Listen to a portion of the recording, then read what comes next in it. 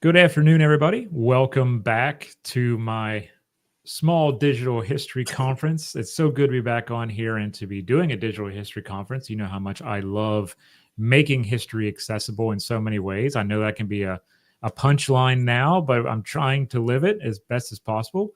And this is one way to do that. So thank you for being here. Thank you to everyone who showed up this morning as well for our first presentation.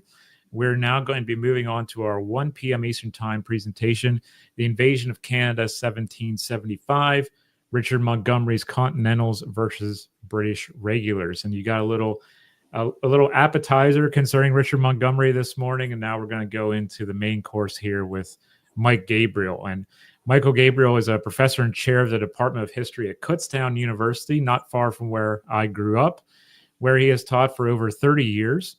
He earned his BS from Clarion University, his MA at St. Bonaventure, and his Ph.D. at Penn State. Mike has authored 4 books on the American Revolution: Major General Richard Montgomery, The Making of an American Hero; Quebec during the American Invasion. I need more coffee, apparently. The Journal of Francois Baby. Is that how you say it, Mike? Baby, yeah. Baby, yeah. Yeah. I needed to do more French. Gabriel Teschereau and Jacob Williams, The Battle of Bennington, Soldiers and Civilians, and the Canadian Campaign 1775 to 76. He also edited Physician Soldier, The South Pacific Letters of Captain Fred Gabriel from the 39th Station Hospital, a collection of his dad's letters and photos from the Second World War. Mike, I'm so happy to have you on here for today's festivities, and I'm so interested to learn more about Richard Montgomery and the Canadian invasion. So thank you for being here.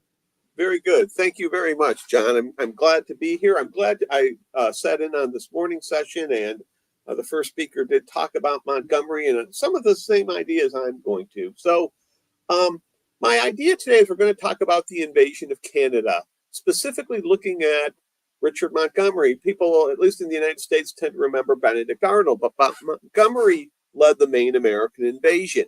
And if I sort of have a theme here, the theme is Richard Montgomery, who's a former British officer, 15 years experience, learning to serve with American troops and all the adjustments that are required to do that. And he ends up doing remarkably well, although ultimately he fails. So just a little background here. Richard Montgomery serves 15 years as an officer in the British Army. He sees extensive service in America during the French and Indian War. He's at Ticonderoga. He's at the fall of Montreal. He's at the siege of Louisbourg. He then serves in the Caribbean at places like Havana. Gets a very bad case of yellow fever or malaria, says he loses most of his hair. And he's a disgruntled British officer in that he can't get promoted. He sort of ideologically believes in this opposition ideology of the government might be becoming corrupt.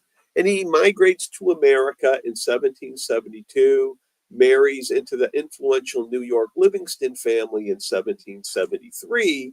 And although he very much wants to be a gentleman farmer, he's drawn into the revolutionary struggle. With his ties through the Livingston family, he becomes a delegate at the New York Provincial Congress, which is New York's revolutionary government. And in June 1775, Congress makes him the second-ranking Brigadier General because of his extensive military background. And Montgomery has some interesting ideas here. Because he is a former British soldier, particularly the officers, weren't all that impressed with American soldiers. So he has sort of some of these lingering concerns about American soldiers. There's also somewhat an issue of class in that Montgomery is from the upper class. He believes officers should also be from the upper class. That may not necessarily be true. And finally, as a British soldier, and we see this in the campaign, he brings military books with him so he can do reading. And one of the main books he brings with him is a book called Reveries by Marshal Saxe. Saxe was a French general during the War of Austrian Succession. And Saxe writes in his book that, quote, "Discipline is the soul of all armies. A passive obedience to superiors is necessary for success. That's not what Montgomery's experiences are going to be, and it's interesting to watch him adapt to this. One of the potential areas Montgomery's going to have issues with is just American troops. They come from multiple different colonies: New York, Connecticut, New Hampshire, Massachusetts. They have different cultures, they have different ideas, they have different structures. And the two I really want to parallel here are Connecticut and New York, who made up most of Montgomery's army. The Connecticut soldiers had enlisted as early as May 1775. Their regiments had 1,100 soldiers in 10 companies, so 110 men. Contractually, they believed they should only serve under officers under whom they had enlisted. Montgomery, very much upset by their independence, writes, "The privates are all generals." And the Connecticut troops don't particularly like the New Yorkers. There's a long historical animosity between New Yorkers and Yankees that goes back to land and all sorts of issues.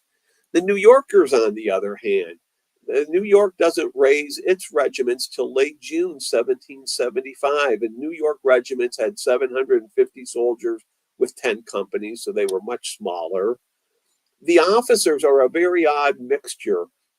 The 1st New York, for example, most of their officers are popular leaders, members of the Sons of Liberty. Montgomery has some concerns about that. In some of the other ones, this picture I have here is the 3rd New York. They tend to be more people in the upper class, gentlemen. And the New Yorkers are fairly suspicious of New Englanders. So Montgomery has to meld all these soldiers from all these different colonies together and somehow work out a way of creating an effective army. The one common feature with all these troops is most of their enlistments expire sometime in early December, potentially December 31st. And Fred Anderson wrote a very interesting book in the late 1980s called The People's Army about how New Englanders had these ideas about contractual warfare. You had to serve a certain period of time and then you had to go home. And if the terms of your enlistment were violated, your contract had been violated and you could go home. And Montgomery has to deal with all these things because these soldiers aren't trained professionals. They're coming out of the American militia, the American provincial volunteer history. And the soldiers from Connecticut are especially a problem. There was a historian named Alan French who wrote in the 1920s and the 1930s, and French has an interesting quote. He says, "In the first year of the war, the men from Connecticut stand separate from the rest in their determination to do things their own way. And whether at Cambridge or at Ticonderoga or before Quebec, they gave their leaders cause for endless worry." And that's a pretty good depiction of what's going to happen here. So with that background, I want to get into the invasion of Canada. Continental Congress, I'm going to actually go one. Continental Congress authorizes the invasion of Canada in late June 1775. They want to remove a potential British staging area for attacks on the New York and the New England campaign frontier. They also are concerned that, well, not concerned, they also have the belief that if they can take Canada, it'll demonstrate American resolve to the British ministry, and potentially the invasion of Canada could actually promote reconciliation. They also hoped that the French Canadians would want to join the Americans in the cause for, well, not independence yet. And they actually Congress actually invites French Canadians to send delegates to Philadelphia. So defending Canada are two regular British regiments, the 7th and the 26th Regiments of Foot.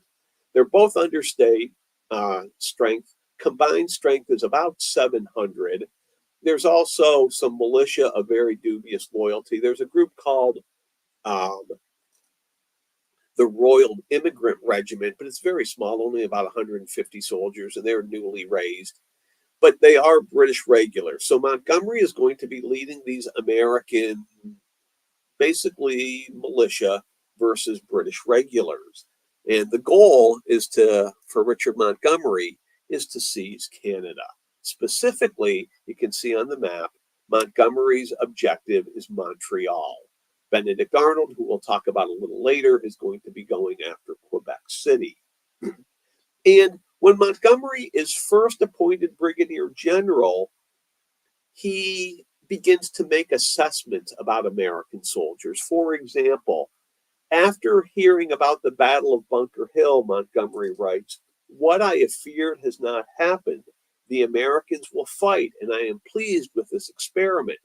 So his early concerns that the Americans might not stand up to regulars seems to be dissipating. Bunker Hill seems to have suggested that to him. On August 6th, and at this point he's in Albany, moving northward, he writes, "I can't form any idea what is to be expected from the troops. If they will fight, I desire nothing more. I think the want of dexterity in handling arms may be amply supplied by resolution and vigor. The Americans might actually be pretty good soldiers. They just need to be trained." And throughout the late summer, early fall, this is Montgomery's attitude. On September 6th, the Americans cross into Canada, and their first objective is a place called St. John's. And St. John's, and you can see in my image here, is two redoubts that are heavily sodded. There's a garrison of just under 600 soldiers, about 400 of which are British regulars from the 7th and 26th Regiments of Foot. They also have 40 artillery pieces, and you can't really see it here in the image. They also have two ships. One in particular very much concerns the Americans. It's a very heavily armed schooner called the Royal Savage. The Royal Savage looms very large in American fears. And on September 5th, Montgomery lands his troops near St. John's. There's a skirmish, and the Americans are ultimately forced to retreat. But in general, Montgomery is pleased with what happened. He said the soldiers were little acquainted with good fighting, and they showed a good deal of confusion. But overall, he says, this can be palliated by saying they are young troops. I have endeavored to make them ashamed of themselves and hope it won't happen again. I believe I'm on a tolerably good footing with them. So the situation is getting better. But Montgomery's first attempt to take St. John's has been turned back. On September 10th and 11th, Montgomery lands at St. John's a second time. And this second attempt on the night of September 10th and 11th is a disaster. And it very much changes Montgomery's thinking, and not necessarily in a good way. The Americans land at night, and what they tried to do is encircle St. John's, and they left in the darkness. And in the darkness, the soldiers get confused in the swamps. Somebody shouts out, "We've been ambushed." There's some random firing, and these 500 American troops come running back to their landing area. And Montgomery describes it by saying they ran like sheep. So Montgomery reorganizes them, sends them out a second time. A second time, they come streaming back in, saying they've been ambushed. And Montgomery is ultimately forced to retreat once again to a place called Île-en-Noix, a staging area. And the second attempt to take St. John's has failed. Montgomery is very, very upset by this second failed attempt. And he writes to his wife, he says, "I am, my dear Janet, so exceedingly out of spirits and so chagrined with the behavior of the troops, I most heartily repent from undertaking to lead them." And then he vents to his friends and family. He says, "In short, such a set of parsimonious wretches never were collected. Could I with decency leave the army in my present situation, I would not serve an hour longer. I am afraid the general character of the people has been too justly represented." He's very, very unhappy. But then he says they're ashamed of themselves, and I actually think they'll fight. So once again, he lets out these very angry outbursts to his wife, to his brother-in-law, but never to his troops. He always maintains this dignity with his troops. And finally, On September 17th, Montgomery lands for a third time at St. John's and manages to encircle St. John's. And if you can see here, this is a map of the siege of St. John's. The siege of St. John's lasts for 47 days. It lasts from September 17th to November 3rd, 1775. And this particular map is actually drawn by the British commander of St. John's, a man named Charles Preston from the 26th Regiment. And you can see where there's batteries built. You can see where the two redoubts are. You can also see the description of the terrain. Thick, swampy woods. And during this 48-day siege, you begin to see a lot of different aspects about Montgomery and his relationships with American troops. One of the things that very much upsets Montgomery is that the soldiers want to be consulted. You can't just order them to do something. You have to get them to build a consensus. And this seems particularly true among the New Englanders. The New Englanders seem to have this strong sense of independence that's very much foreign to a British officer, but that's what he has to do. He says, the New Englanders, or I'm now convinced, are the worst stuff imaginable for soldiers. He says there is an equality among them that the officers have no authority. All right. The New Yorkers, he also believes, he calls them the sweeping of the streets, which is pretty common for British regular officers to think. But once again, after venting all these frustrations, he always comes back and says, they're actually not that bad. I just have to figure out how I can get them to lead. One of the other things that's interesting is he tends to like New Yorkers better because he says they tend to make better soldiers. And that might be the fact that he's a New Yorker and the New York troops like him. The New England soldiers aren't sure what to make of him because they didn't enlist under Montgomery. They enlisted under a New England officer. And what slowly happens is over the course of this 48-day siege, Montgomery slowly begins to make progress. He isolates St. John's. His army receives more and more provisions. There's pretty bad weather the first few weeks. The weather begins to improve. And by mid-October, Montgomery has come to the conclusion that he thinks he's identified a piece of ground from which he would be able to shell St. John's into submission. So on October 14th, Montgomery goes to his officers and asks them to agree to build a new, larger siege battery on the west shore of the Sorrel River to shell St. John's. And his officers disagree with him. They say, we don't want to do this. Montgomery writes, I did not consider that I was at the head of troops who carry the spirit of freedom into the field and think for themselves. And instead, Montgomery and his officers have a debate over what's the better strategy. Montgomery says, build a heavy battery west of the river on the same side as St. John's and bludgeon it into submission. The officers say, no, we should build it on the east shore and we should sink the warship, because once the warship is sunk, St. John's is doomed anyways. And even though Montgomery believes that's not the right decision, he ultimately submits. And it's very interesting. You can read the Council of War where this discussion is written, and Montgomery sends a copy of the Council of War paper back to his commander in Albany, a man named Philip Schuyler. And he writes, I cannot help observing of how little purpose I am here. Were I not afraid that the example would be too generally followed and the public service might suffer, I would not stay an hour at the head of troops whose operations I cannot direct. But in this particular case, the officers are correct because they sink the Royal Savage. And with the sinking of the Royal Savage, the campaign begins to go much better. And I'm going to flip back an image here. You can see St. John's, and just above St. John's, you can see a place that's called Cranby. That's supposed to be Chambly. The map has a typo on it. But Chambly is a structure that contains a large store of gunpowder about 6 miles from St. John's. And with the British schooner sunk, the Americans can send cannons against Fort Chambly.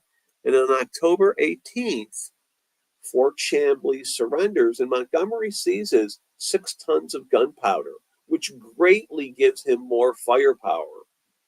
Beyond that, in late October, a new general arrives in Canada named David Wooster. David Wooster is from Connecticut. And the very fact that he's a Connecticut officer makes a very big deal to New England soldiers because they want to serve under a New England officer like Wooster. Wooster is 65 years old. Montgomery is 37. Actually, he's 36. There's a pretty big age difference. But Montgomery is studiously respectful to Wooster, says he's going to listen to him like as a father would a son, although he probably doesn't really do that. And he and Wooster get along very well. And with Wooster on the scene, and with Wooster and Montgomery getting along, the harmony between the troops begins to improve. With the troops' morale raised, with heavy reinforcements of troops and, more importantly, gunpowder, Montgomery is able to go back here, shell St. John's into submission, and on November 3rd, St. John's surrenders, yielding about 600 prisoners, a large part of them who are the British garrison of Canada. There's only 700 British regulars in Canada, and about 350 have just been captured, maybe even more than that. Another 83 were captured at Chambly, so about 400 or 500 British regulars have been captured. With the fall of St. John's, Montgomery immediately moves after Montreal. Montreal has no good battlements, and the British governor of Canada, a man named Guy Carleton, evacuates Montreal on November 11th, and Montgomery captures Montreal without a fight on November 13th. Fall of Montreal is a very important figure. Montreal sits astride British connections to the Western forts and the Native Americans. Montreal is a major fur trading center. And with the capture of Montreal, the Americans have gone to great steps forward to taking all of Canada. The problem here is Montgomery soldiers don't want to keep continuing, even though their enlistments don't expire till late November or early December, in some cases January 1st. They believe it's too late in the year for them to be made to serve in Canada. And instead, what Montgomery has to do is he has to induce them to make them stay. He offers them plunder. He says, you can have the spoils of war that we find. He says he's going to give them enlistment bonuses. The enlistment bonus included a new outfit of clothing, a heavy coat, a vest, pants, stocking, 2 shirts, shoes, mittens, a hat, and $1 in gold or silver, okay? The American response to the re-enlistment campaign is very mixed. The Green Mountain Boys who have joined Montgomery largely go home. Montgomery's very angry about this. He calls them the rascally Green Mountain Boys. He says they went home after promising to stay. About half of the Connecticut soldiers go home. But in the end, Montgomery manages to re-enlist about 800 soldiers. He will leave 500 in Montreal and at St. John's, and he'll take 300 on towards Quebec. There's another interesting aspect here where you can see Montgomery is learning to work with these American troops by accommodating them. He also very much is a professional officer. One of the things that has happened during the fall of 1775 is the British have captured some Americans and some Canadians who are helping them. For example, they capture Ethan Allen at Montreal in September. And word has begun to appear, Montgomery's begun to hear rumors that the British have been abusing prisoners of war. For example, they're keeping them in irons. They're not feeding them properly. And when Chambly surrendered, Montgomery told the commander of Chambly, and then he wrote a letter to Guy Carleton saying that if these rumors are true, the Americans are going to retaliate. They're going to mistreat British prisoners.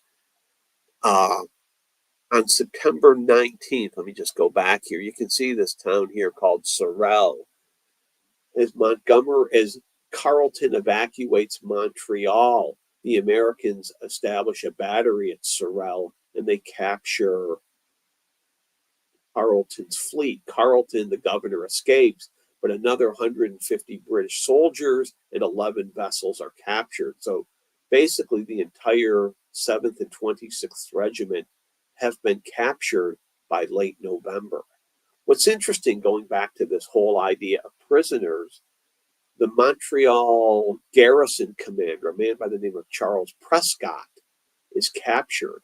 And Prescott is the one who's rumored to have been mistreating American POWs. Montgomery writes that if anything happens to Ethan Allen, Prescott's going to fall a sacrifice. They're going to retaliate. So Montgomery believes, even though the American soldiers are unmanageable in his mind, they are still legitimate soldiers and they should be treated as soldiers, not as common rebels. Montgomery leaves Montreal in late November and moves on to Quebec. And outside of Quebec City, in a place called Pointe-aux-Trembles, on December 1st, he meets Benedict Arnold. Benedict Arnold has led 1,100, mainly New Englanders, some Pennsylvanian and Marylanders, through the Maine wilderness. And they arrived at Quebec City. They crossed the St. Lawrence, but they couldn't get Quebec to surrender, so they retreated about 20 miles and waited for Montgomery.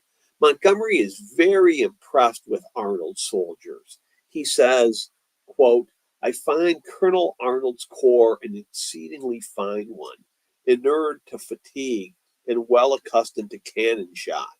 There is a style of discipline among them much superior to what I have been used to seeing in this campaign." He's very impressed with Arnold's men. He's also personally very impressed with Benedict Arnold. Says he's a fine-spirited fellow. And just like Wooster and Montgomery get along, Montgomery and Benedict Arnold get along very, very well.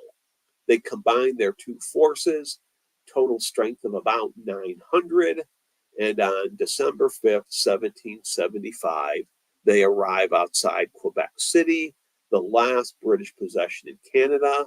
Quebec City has a garrison of 70 regulars, about 1,500 militia, and then a hodgepodge of sailors. That's a very good view of Quebec City. What Quebec City, you can see it there on Cape Diamond. You can see the upper town at the top of the cliff. You can see the commercial district, the so-called lower town at the bottom where the ships are. And Montgomery lays siege to Quebec City for about 26 days, 27 days. But he realizes he does not have the firepower to batter Quebec into submission. He also is facing the elements, tremendous cold, heavy snow, biting wind, and his men, frankly, aren't equipped for this, particularly for a sustained operation.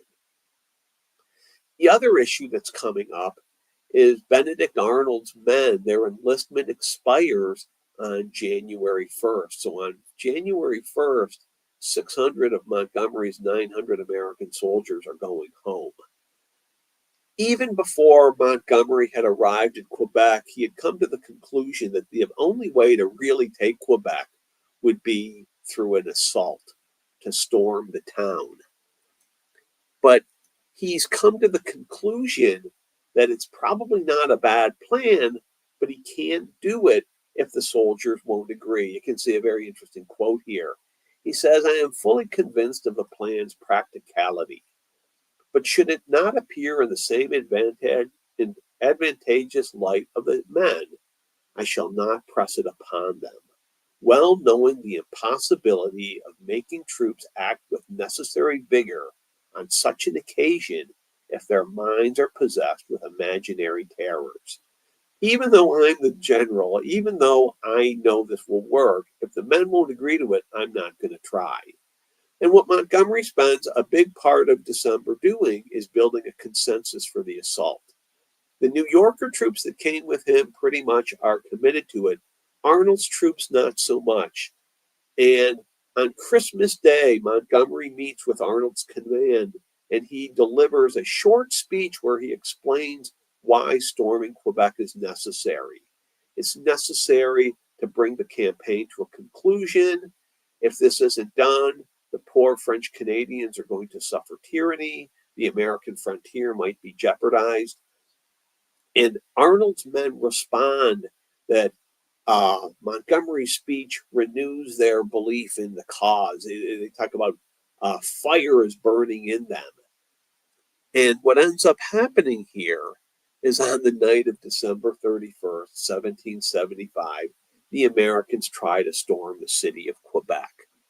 Montgomery leads one detachment against the lower town. Benedict Arnold leads his troops against the lower town from the opposite direction, and then there's two diversions against the upper town. It's in the midst of a huge blizzard, and the attack is a disaster. Montgomery is killed almost immediately. Benedict Arnold is seriously wounded. The British realize the assaults on the upper town are diversions and focus on Arnold, and about 400 Americans are captured. The American army in Canada has been shattered. Canada is not going to join the American Union. It's not going to send delegates to the Continental Congress. So Montgomery dies on the early morning of December 31st, a very reluctant general, but a highly successful one. And over the course of the 4 months he led American troops, he learned that what worked for British regulars will not work for Americans. At least in this early stage, you have to build consensus. You have to listen to what the officers say. You have to offer them incentives. And if you don't, you will not be successful. If you do, you can be highly successful. And once again, Montgomery captures Montreal, and basically the two British regular regiments that were in Canada, but ultimately he cannot take the entire province. He will become the first major martyr of the American Revolution. You saw in the previous speaker, Congress authorizes a monument to Richard Montgomery. First monument ever authorized by Congress is to Montgomery. It's later erected in New York City. Many states across the United States will name counties after Montgomery, but he's a British soldier who's very reluctant to serve with these American troops. So on that note, I will close it here. I'd be happy to answer any questions. I hope you got something out of this presentation. Thank you very much. Thank you, Mike. That was fantastic. I know that I have a question myself because growing up, I didn't hear anything about the invasion of Canada by the American forces, by the colonial forces. Do you think that there was perhaps maybe after the bicentennial years, maybe there was a little bit of a dip in how we remember the American Revolution as far as popular culture or even public history is concerned? Yeah, that's a terrific question. You know, it's very interesting. I speak to a fair number of people. I talk to students, and they have no idea the Americans ever invaded Canada. And if they do know anything about it, they know about Benedict Arnold. And the only reason I think they remember Arnold is a lot of Arnold's troops write memoirs. Some people have argued that New Englanders maybe had higher literacy rates. But the other thing is, Arnold's a very compelling figure. He's a hero, he's a traitor, but they really don't, Americans really don't remember the invasion of Canada. They might maybe associate it with 1812, maybe, but not even that. In the last about 15 years, there's been a spate of pretty good books about Canada and the Canadian invasion. But that's not really true earlier, from maybe about 1900 on. Invasion of Canada doesn't really get too much attention. Mm-hmm. And we had that question during the last talk at the end about how we remember the different factions involved in this effort and or against the effort. You had your neutrals, you had your loyalists, and then you had those who believed in independence. How have you seen that maybe shift over the years to having more awareness by the general public, or has there even been a shift in your opinion? I don't think there has. I think among scholars there has. For example, loyalists get a lot more attention. What's very interesting to me with the research I did here in Canada, I started out with Montgomery, but you ultimately end up picking up other things. The Canadians themselves are very torn about the American Revolution. The French Canadian upper class, the gentry, they by and large don't support it because they like the Quebec Act. They're being treated fairly well.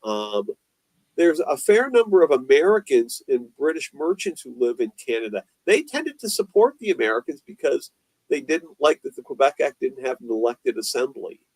And one of the reasons why the Americans invade Canada is they've been told they're going to be welcomed by these American merchants in Montreal.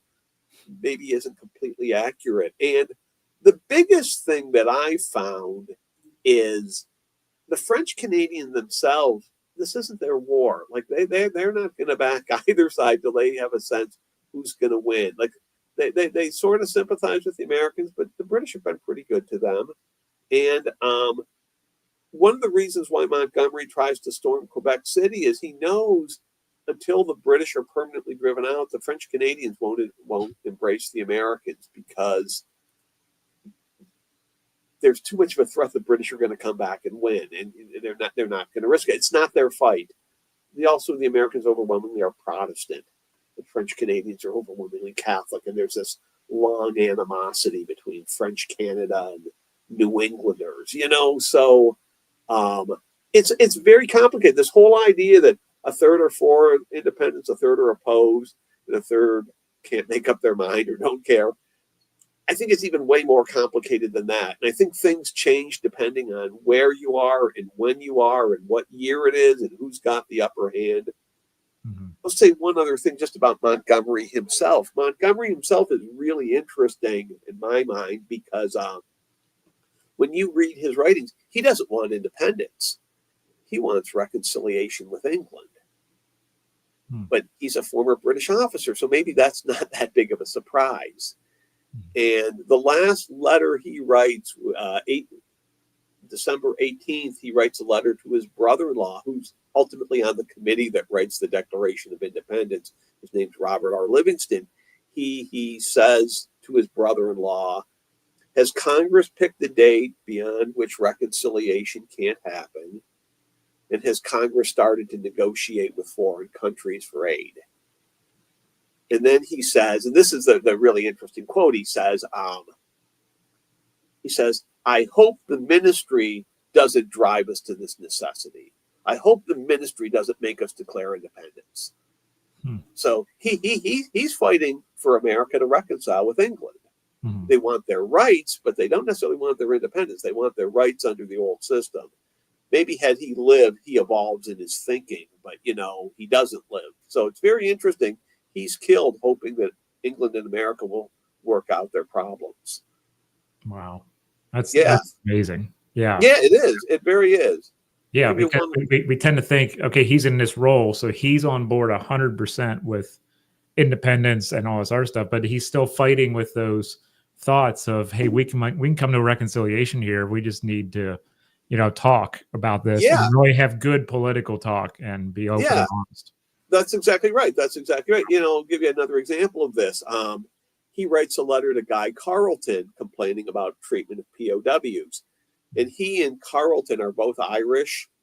They both, I think, went to Trinity College. And they had served together at Havana. Now, Carleton way outranked Montgomery, but they were at the same places, similar background, And at the bottom of the letter where he writes to Carleton about it, he's going to have to retaliate against prisoners of war. He says something to the effect of, I can't help but saying how unfortunate it is I have to be fighting one of the most honorable men in the British Army. Because, he sort of sees Carleton as an equal. They're both Irish and they fought together in Havana. It's very interesting. You mentioned the Civil War. The Civil War certainly is brother against brother. The American Revolution is too. Right. Yeah. Which sometimes gets forgotten. Yeah. Yeah, definitely. And like you've pointed out, it's never so clear cut, and we fall into the trap of making these generalizations based on the uniform that they're wearing or based on the fact that they are neutral. There's a reason why they're neutral. There's a reason why they're loyalists. There's a reason why they believe in independence or reconciliation or so.